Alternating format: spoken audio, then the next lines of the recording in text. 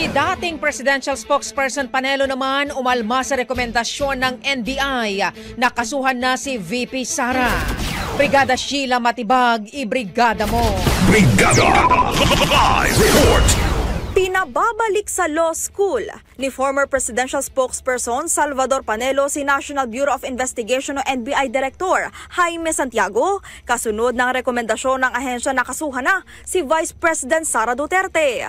Kahapon, inirekomenda ng NBI ang pagsampa ng inciting to sedition at grave threats charges laban sa Vice Presidente matapos ang umano'y naging pagbabanta nito sa buhay ni na Pangulong Bongbong Marcos. Ayon kay Panelo, dapat bumalik sa law school si Santiago. Ang isinampa umano kasi ng mga ito kay VP Sara ay walang factual o lawful basis. Giit ng dating presidential spokesperson, halata namang may bahid ito ng politika at bahagi pa rin ng demolition job ng mga nakakabunggo ni Duterte. Imbis na harasin umano si VP Sara, ang dapat umanong pagtuunan ng pansin ng NBI ay ang pagpigil sa mga kriminal na gumawa ng krimen o pagsasampa ng kaso laban sa mga ito.